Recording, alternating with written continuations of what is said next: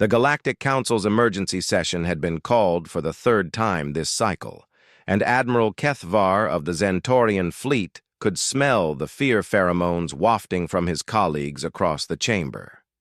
The holographic display in the center showed what remained of the hegemony's 7th battle group, twisted metal and debris scattered across 3 star systems. "Impossible," muttered General Thaxion, his 4 arms gesticulating wildly at the tactical readouts. 12 dreadnoughts, 47 cruisers, and over 200 support vessels. Gone. All of them. The assembled alien commanders shifted nervously in their biopods and environmental suits. For 600 years, the galactic hegemony had maintained order through superior technology and overwhelming force. Now something had emerged from the void that made their greatest fleets look like children's toys. "The humans," whispered Ambassador Veltari, her crystalline form shimmering with anxiety. "They've done something new." Kethvar's mandibles clicked dismissively. "The humans are barely above primitive status. Their ships are constructed from basic metal alloys and chemical propulsion. Their weapons are kinetic projectiles and crude plasma bursts. We've observed them for decades. They're no threat to the established order." The chamber fell silent as High Command's intelligence chief, Director Quintal, activated his personal holoprojector. The image that appeared made several species representatives recoil in their seats. It showed a human male, perhaps 30 standard years old by their reckoning, standing in what appeared to be a military briefing room. He wore a simple gray uniform with minimal decorations, just a name patch that read Reaper and a small insignia indicating low-level rank. His appearance was utterly unremarkable.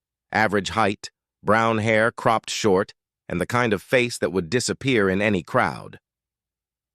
"This individual," Quintal began, his voice carrying across the chamber, "was designated as Subject 7743 in our surveillance files. Standard human military personnel. No significant technological augmentations detected. No exotic weaponry signatures. No unusual command structure indicators. By all measurements, he appeared to be exactly what he claimed, just another soldier." The image shifted to show the same human walking through the corridors of a human space station. Other humans barely acknowledged his presence as he passed. He carried himself with the relaxed confidence of someone comfortable in their environment, but nothing about his demeanor suggested he was anything more than ordinary military personnel. "What changed?" asked Admiral Kethvar, though something in his gut told him he didn't want to know the answer. The hologram dissolved into a new scene, deep space, where a small human vessel, little more than a modified cargo hauler, drifted near a hegemony patrol route. The ship's design was typical human engineering, bulky, inefficient, and built with materials that most civilized species had abandoned centuries ago. 47 hours ago, this vessel was intercepted by Captain Zethron's patrol squadron," Quintal continued. "Standard procedure called for boarding and inspection. The humans have been compliant with such operations for decades." The display showed 3 hegemony cruisers surrounding the human ship. Their sleek biomechanical hulls gleamed with advanced armor plating and energy shields that could deflect anything in the known arsenal of lesser species. The lead cruiser extended its boarding tunnel, a routine operation that had been performed thousands of times without incident. Captain Zethron's final transmission indicated normal boarding procedures were underway. The human crew appeared cooperative. There were no weapons signatures detected beyond standard defensive arrays. The subject we now call Reaper was identified among the crew but showed no signs of resistance or unusual behavior. Kethvar leaned forward in his command pod. "Then what happened to 3 fully armed cruisers and their escort wings?" The hologram shifted again, showing sensor readings from a long-range monitoring station. The timestamp indicated the moment of contact, followed by 17 minutes of normal communication traffic. Then the signals simply stopped. A recovery fleet arrived 6 hours later Quintal explained, his normally steady voice carrying a tremor. They found debris fields where our ships had been. Molecular analysis indicated the vessels had been disassembled, not destroyed by conventional weapons or even exotic particle beams, taken apart at the structural level with surgical precision. The assembled commanders exchanged worried glances. Several species had developed weapons capable of molecular disruption, but the energy requirements made them impractical for ship-to-ship combat. The power needed to dismantle 3 cruisers would require a battle station or possibly an entire fleet working in coordination. The human vessel was gone, Quintal continued. No trace remained except for this. A new image appeared, a small metallic object floating in space where the human ship had been. It was clearly of human manufacture. Crude welding marks and stamped serial numbers were visible on its surface. But the design was unlike anything in their extensive database of human technology. Spectral analysis indicates this device contains elements not found in any periodic table maintained by Council species. The atomic structures appear stable, but follow physical laws that our science cannot currently explain. It's been broadcasting a simple message on multiple frequencies. The chamber's translation systems, activated as an audio recording, began to play. The voice was calm, matter-of-fact, and utterly human. This is Marcus Chen, Designation Reaper. Message intended for Galactic Hegemony Command. Your ships were disabled using non-lethal methods. Crews evacuated to safety buoys. Consider this a demonstration. Humanity requests immediate cessation of aggressive patrol activities in Sector 7. We prefer diplomatic solutions but are prepared to escalate if necessary. Respond through standard diplomatic channels within 72 standard hours. The silence that followed was deafening. General Thaxion was the first to speak, his voice barely above a whisper. Non-lethal methods? Our ships were completely destroyed. No, Quintal corrected. According to long-range sensors, 43 life pods were detected approximately 1 hour after the incident. All crew members were recovered alive and unharmed. Medical examinations revealed no injuries, no radiation exposure, no signs of combat stress. They simply reported that their ships came apart around them. Admiral Kethvar felt his primary heart skip a beat. The implications were staggering. Whatever technology this Reaper commanded could selectively dismantle military vessels while preserving organic life. Such precision suggested an understanding of matter manipulation that exceeded even the oldest Council civilizations. "Have we responded to their demands?" asked Ambassador Veltari. "The High Council voted to ignore the communication," Quintal replied. "Standard protocol when dealing with primitive species making unreasonable demands. Admiral Vorthak's Task Force Omega was dispatched to Sector 7 with orders to establish a permanent patrol presence and demonstrate hegemony authority." The Chamber's environmental system struggled to process the sudden surge of fear pheromones from multiple species.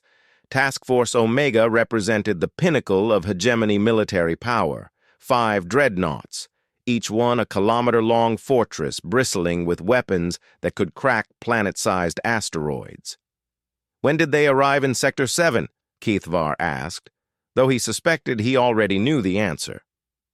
14 hours ago, Quintal said quietly. Admiral Vorthak's last transmission reported all systems normal and patrol routes established. Then, he gestured helplessly at the holographic display, which now showed empty space where the most powerful fleet in known space had been operating. "The same pattern?" whispered General Thaxion. "Identical. Molecular-level disassembly, crew evacuated safely, and another device left behind with a recorded message." The recording that played next carried the same calm, unremarkable human voice. "This is Marcus Chen, Designation Reaper. Second demonstration complete. Hegemony casualties remain at 0 per standing orders. Diplomatic immunity requested for human space effective immediately. Any further military incursions will result in appropriate responses." We remain committed to peaceful coexistence, but will not tolerate continued aggression against civilian populations. Kethvar's mind reeled as he processed the implications. This single human, this ordinary-looking soldier who would blend into any crowd, had just eliminated the most powerful military force in the galaxy without taking a single life. The technology he wielded was so advanced it might as well be magic, yet he used it with restraint that suggested intelligence and discipline far beyond anything they had attributed to his species. "There's more," Quintal added reluctantly. "Our deep space monitoring stations have detected similar incidents across 17 different sectors. Each time, hegemony forces encounter what appears to be standard human vessels. Each time, our ships are neutralized without casualties. And each time the same voice identifies himself as Reaper and delivers increasingly specific demands for cessation of hostilities." The chamber erupted in chaos as representatives from dozens of species began shouting in their native languages.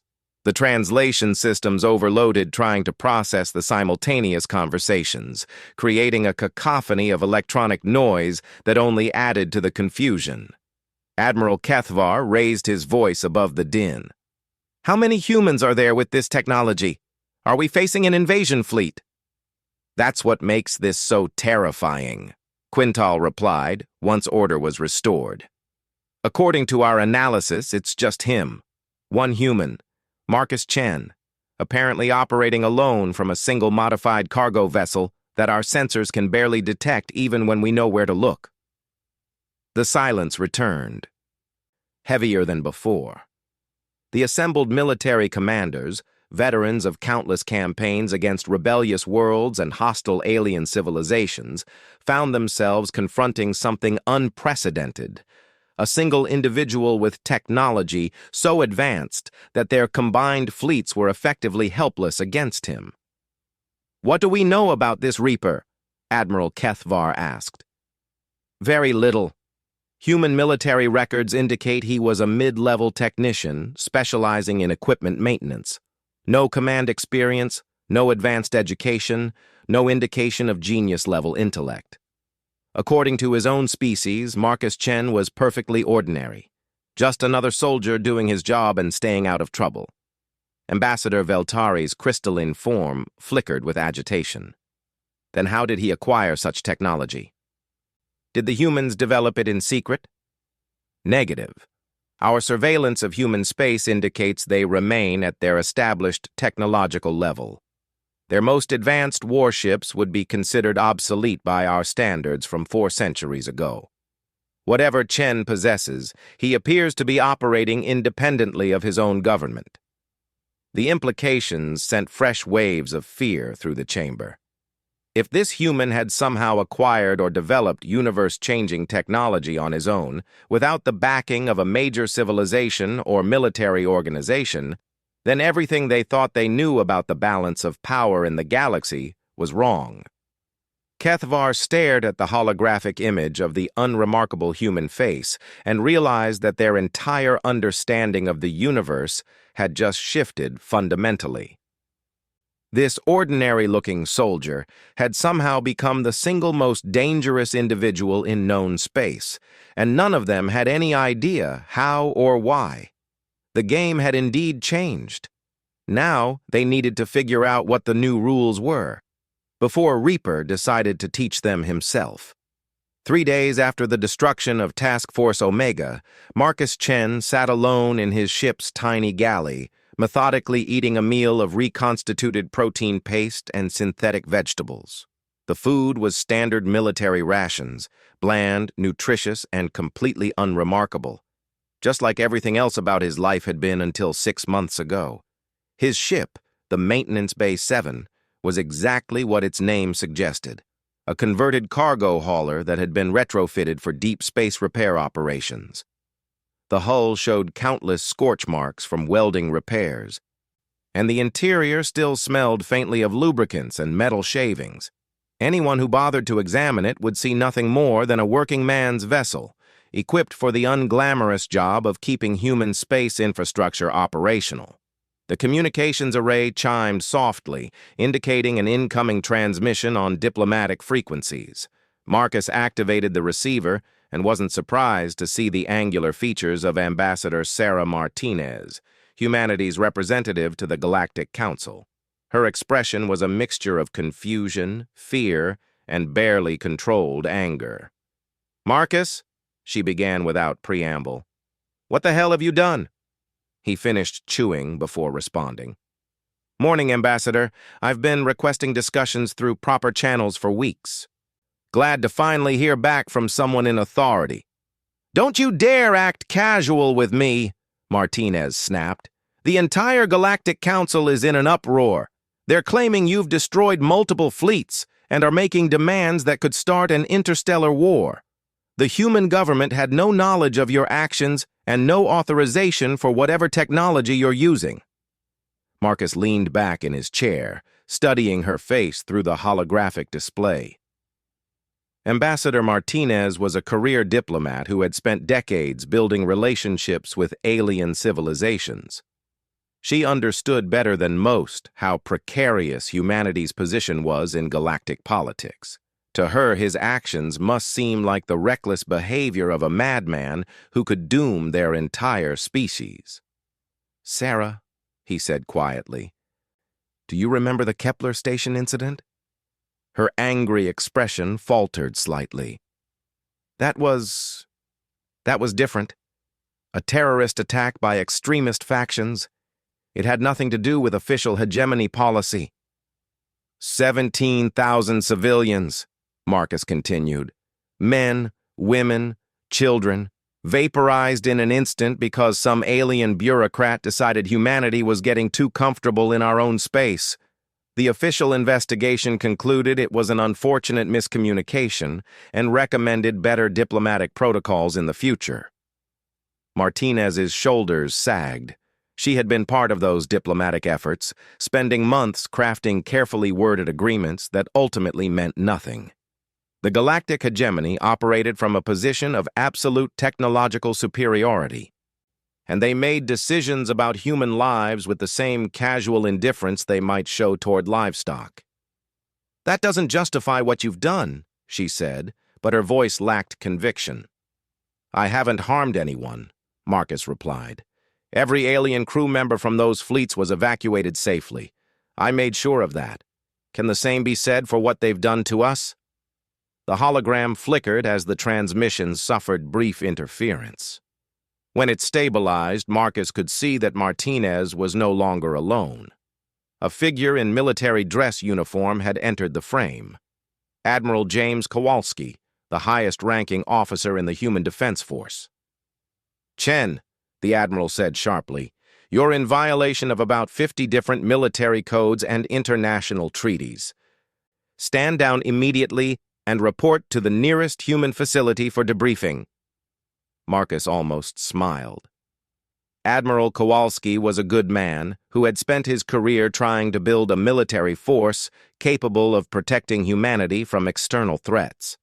Unfortunately, human technology was so far behind galactic standards that their most advanced warships were essentially target practice for alien forces. "With respect, Admiral, I'm no longer under your command structure. I resigned my commission 6 months ago, right after the Kepler Station memorial service. My current actions are being conducted as a private citizen." "Private citizen?" Kowalski's face reddened. "You've somehow acquired weapons technology that could revolutionize everything we know about physics, and you're operating without oversight or authorization. That makes you either the most dangerous terrorist in human space or the most valuable asset humanity has ever possessed." "I prefer to think of myself as a maintenance technician who got tired of watching good people die," Marcus replied calmly. The Admiral leaned forward, his expression intense. "Then share this technology with us. Let our scientists study it, replicate it, develop defenses and applications that could benefit everyone. You can't possibly hope to face the entire galaxy alone." Marcus was quiet for a long moment, staring at something beyond the camera's range. When he finally spoke, his voice carried a weight that hadn't been there before. "Admiral, what do you think would happen if I turned this technology over to human governments?" "We'd have the tools needed to defend ourselves," Kowalski replied immediately. "No more Kepler stations, no more alien patrol fleets treating our space like their personal territory. And then we'd have equality with the other galactic civilizations, a voice in the council, the ability to determine our own destiny." Marcus nodded slowly. "And after that? Once humanity has weapons that can dismantle alien fleets at will, what happens to the species that can't match our new capabilities?" The question hung in the space between them. Ambassador Martinez and Admiral Kowalski exchanged glances, and Marcus could see the moment when they began to understand his dilemma. "You think we'd become the oppressors," Martinez said quietly. "I know we would," Marcus replied. "It's what every species does when they acquire overwhelming power." The hegemony didn't start out as conquerors. They were probably peaceful explorers who wanted to bring order and stability to chaotic regions of space. But power corrupts, and absolute power corrupts absolutely. Give humanity the ability to dismantle any opponent without effort, and within a generation we'd be deciding which species deserve to exist. Admiral Kowalski's jaw tightened. "So you're taking that decision away from our entire species, making yourself the sole arbiter of how this technology is used?" "I'm using it to create a balance," Marcus corrected. "The hegemony operates through fear and overwhelming force. They maintain control because no one can effectively resist them. I'm not trying to replace their system with a human empire. I'm trying to create a situation where negotiation becomes necessary instead of optional." The transmission was interrupted by an urgent chiming from Marcus's navigation systems. Long-range sensors were detecting multiple incoming signatures. A massive fleet approaching his position at faster-than-light speeds. The energy readings indicated vessels far larger than anything the hegemony had deployed against him previously. "Looks like they've decided to escalate," he murmured, manipulating his ship's controls to get a better reading on the approaching forces. "Marcus," Ambassador Martinez said urgently, "whatever's coming your way, you need to withdraw. The Council has authorized the use of their most advanced battle platforms. We're talking about weapons that can sterilize entire star systems." The tactical display in front of Marcus showed the approaching fleet in detail. 12 massive vessels, each one the size of a small moon and bristling with exotic weapon systems. These weren't ordinary warships. They were the hegemony's ultimate deterrent, kept in reserve for threats to galactic stability itself. "They're bringing the Annihilator-class platforms," Admiral Kowalski observed grimly. "Those things have never been defeated in combat. Each one carries the firepower to crack a planet." Marcus studied the sensor readings with professional interest. The alien vessels were certainly impressive, engineering marvels that represented the pinnacle of combined galactic technology. Under normal circumstances, their arrival would signal the end of any resistance. "Interesting design," he commented. "I can see why they'd be effective against conventional forces." "Effective?" Martinez stared at him in disbelief. "Marcus, those ships could probably destroy our entire home fleet without slowing down. You need to run." "Where would I go?" he asked reasonably. "This technology isn't something I can hide forever. Eventually, they'll bring enough force to overcome whatever defensive measures I have. Better to settle this now, while the casualties can be kept to a minimum." The massive alien fleet dropped out of faster-than-light travel approximately 1 million kilometers from Marcus's position. At that distance, their weapons could eliminate him before he even knew they had fired. The fact that they were holding back suggested they wanted to communicate first. A new signal appeared on his communications array, this one carrying command-level encryption codes from the hegemony's highest military authority. Marcus accepted the transmission and found himself looking at an alien being unlike any he had encountered before.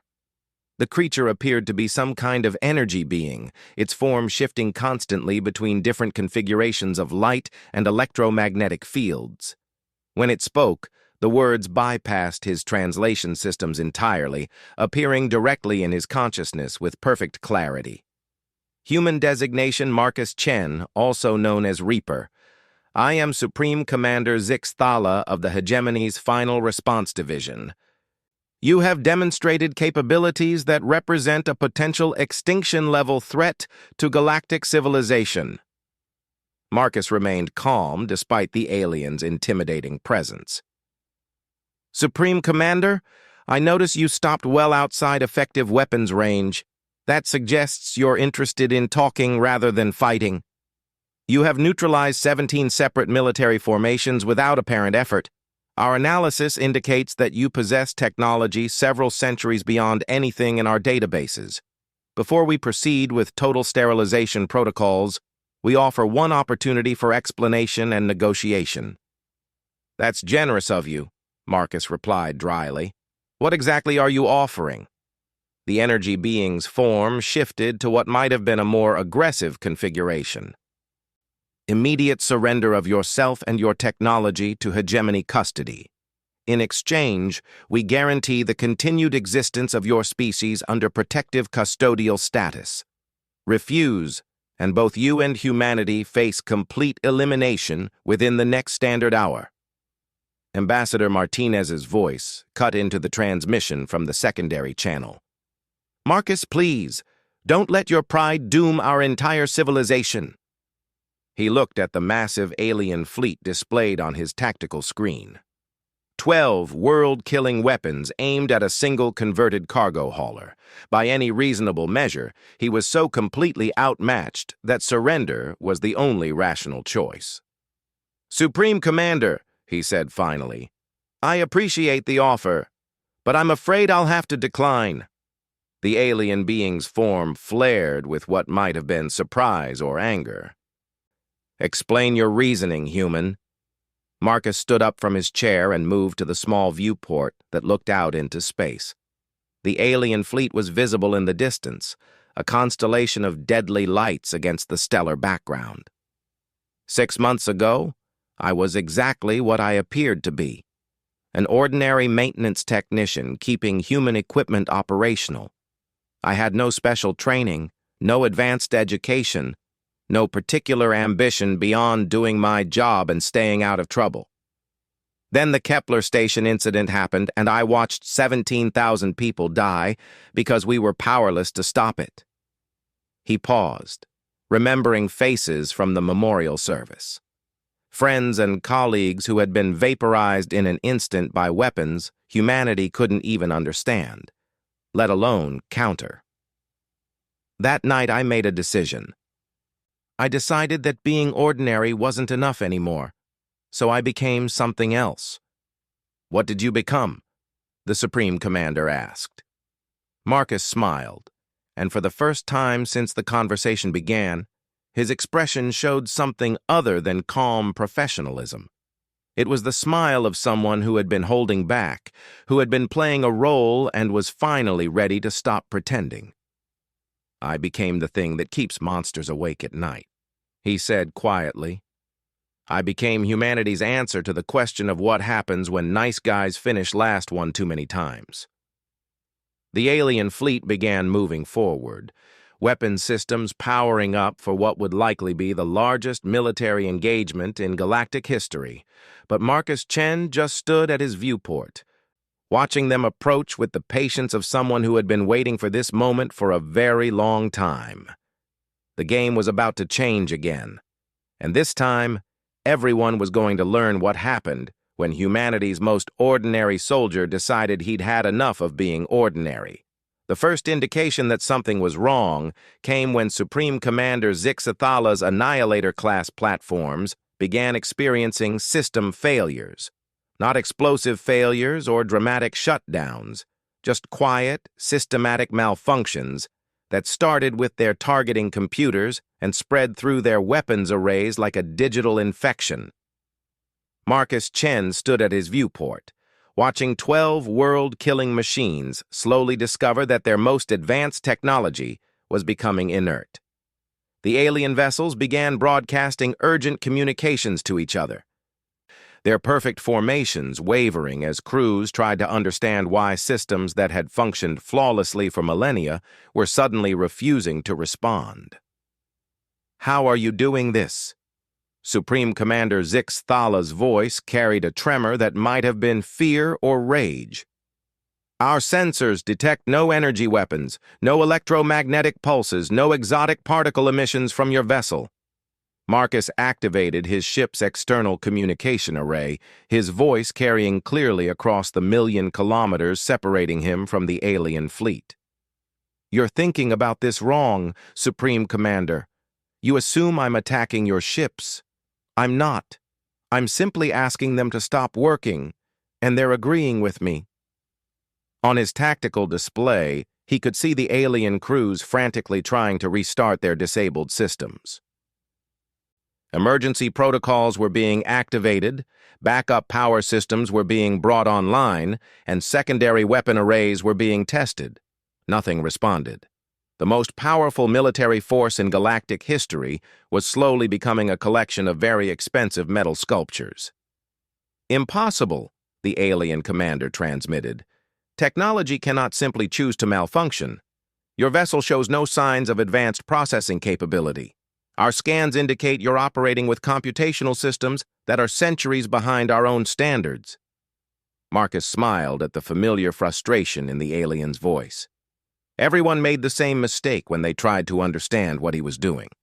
They assumed that superior technology meant more complex technology, bigger computers, more exotic materials. They couldn't comprehend that sometimes the most profound advances came from thinking about old problems in completely new ways. "You're right about my computers," he acknowledged. "This ship's systems are about as primitive as you can get while still maintaining life support. But that's not where the real work happens." The alien fleet was now dead in space, their mighty engines silent and their weapon systems cold. Emergency life support was still functioning on all vessels, but their ability to threaten anyone had been completely neutralized. Thousands of crew members from dozens of different species were trapped inside metal coffins, dependent on backup systems that Marcus could disable just as easily if he chose to. "Where then?" Zixathala demanded. "What technology are you using that our sensors cannot detect?"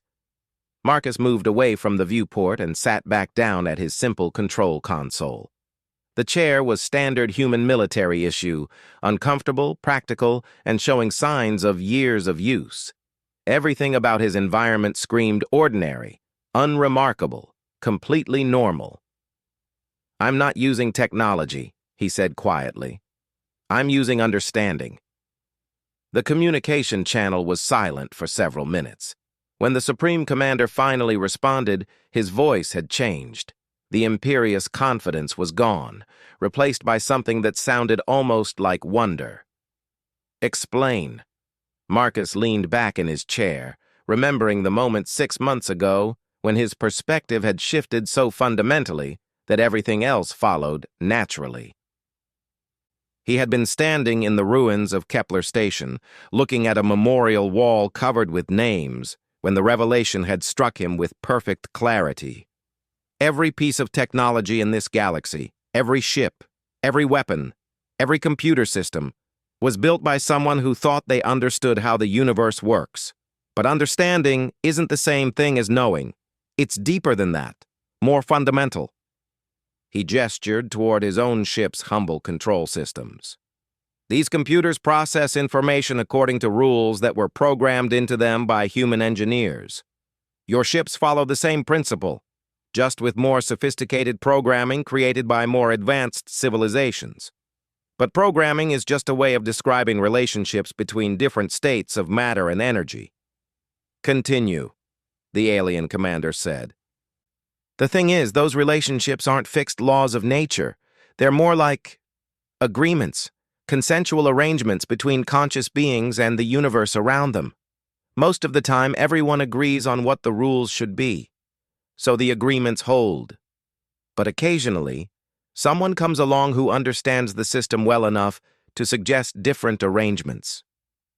Marcus stood up and walked to a small workbench where various mechanical components were scattered in what looked like random disorder. He picked up a simple wrench and held it up to the camera. This wrench weighs about 2 pounds according to human standards. It's made of steel alloy with a specific molecular density. Under normal circumstances, it would fall if I dropped it, because we all agree that gravity works consistently.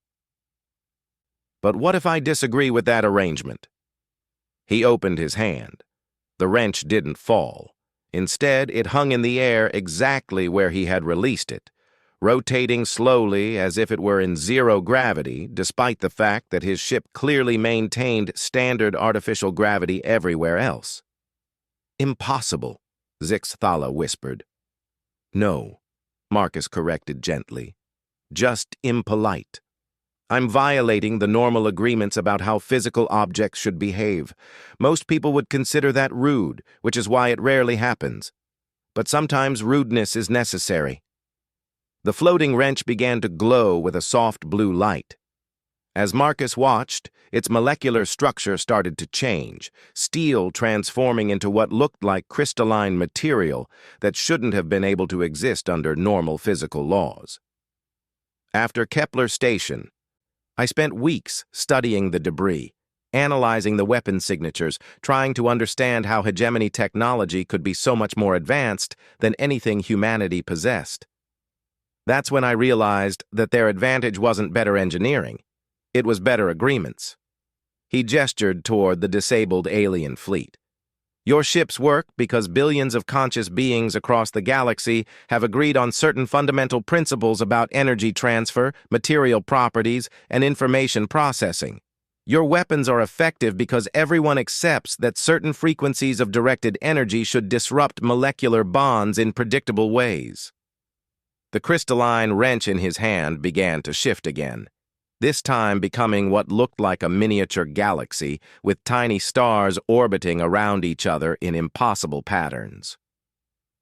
"But agreements can be changed if enough people decide the old rules aren't working anymore, or if someone with sufficient understanding asks the universe very politely to consider alternative arrangements." Supreme Commander Zixthala's form flickered with what might have been desperate confusion. "You're claiming that you've somehow convinced physical laws to behave differently? That's not science. That's fantasy." "Is it?" Marcus asked.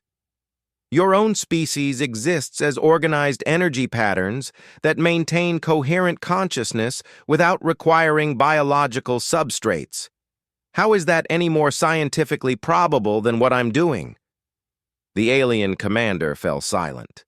Marcus could imagine the crisis of understanding occurring throughout the disabled fleet as crews tried to process the implications of what they were witnessing.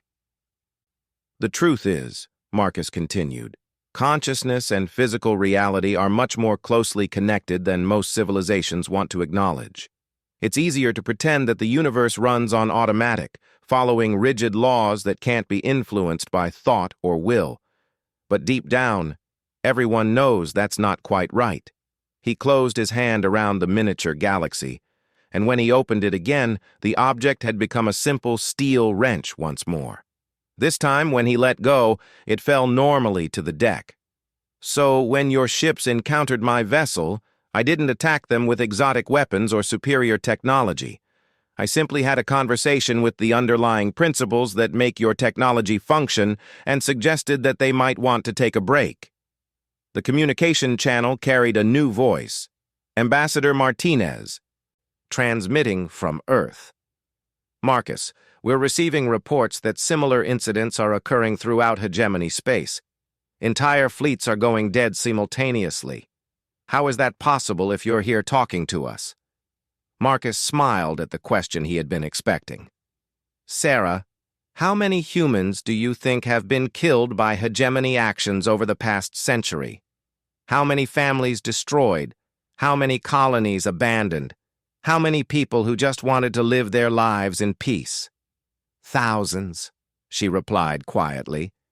"Maybe tens of thousands." Each one of those deaths created what you might call a disturbance in the local agreement structure. Moments when the universe became slightly less willing to cooperate with systems that enabled such casual violence.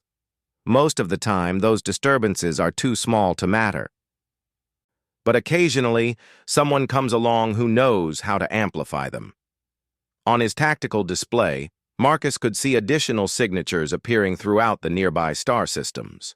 More hegemony fleets, all experiencing the same systematic failures that had neutralized the Annihilator platforms. Word was spreading through their command structure that something unprecedented was happening to their technology. "I'm not doing this alone," he explained. "Every human who has ever suffered or died because of hegemony aggression left behind a tiny echo of disagreement with the systems that enabled their destruction. I'm just collecting those echoes and focusing them where they can do the most good." Supreme Commander Zixathala's form shifted to a configuration that Marcus interpreted as defeat. "What do you want from us?" "The same thing I wanted 3 days ago when this started," Marcus replied. "Recognition of human sovereignty over our own space. Cessation of aggressive patrols in our territory.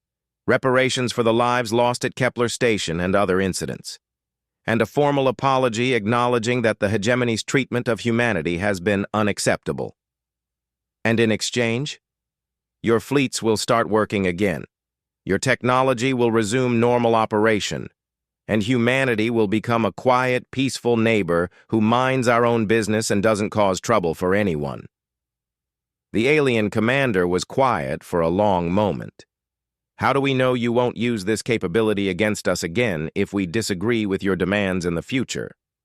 Marcus considered the question seriously. It was the same concern that Admiral Kowalski had raised about giving this technology to human governments.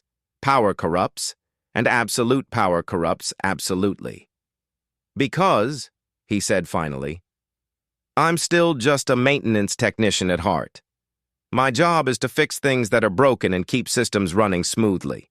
The only reason I'm doing any of this is because the current system was broken beyond repair. Once it's fixed, I'll go back to being ordinary." He looked out at the disabled alien fleet, then at his own unremarkable ship with its scratched hull and jury-rigged systems. "The universe doesn't need another emperor or conqueror. It needs more people willing to do the necessary work of keeping things functional. That's all I've ever wanted to do." Ambassador Martinez's voice carried a note of hope that had been absent from her previous transmissions. "The Galactic Council has agreed to emergency negotiations. They're requesting a formal ceasefire and diplomatic conference to address your demands." "Good," Marcus replied. "Tell them I'll be available for discussions as soon as their fleets withdraw from human space. And, Ambassador, make sure they understand that this isn't a victory for humanity over the hegemony. It's just the universe finally getting fed up with bullies and deciding to do something about it." As he spoke, the disabled alien vessels began showing signs of renewed activity. Lights flickered back on, engines hummed to life, and weapon systems started running diagnostic checks. The hegemony crews would find that all their technology was working perfectly, as long as they stayed away from human territory and kept their weapons powered down. Marcus Chen, Designation Reaper, sat back in his uncomfortable chair and watched 12 world-killing machines turn around and head home like chastened children. He had work to do preparing for the diplomatic conferences ahead, but for the moment, he allowed himself to enjoy the satisfaction of a job well done. After all, he was still just a maintenance technician. And today, he had fixed one of the biggest problems in the galaxy.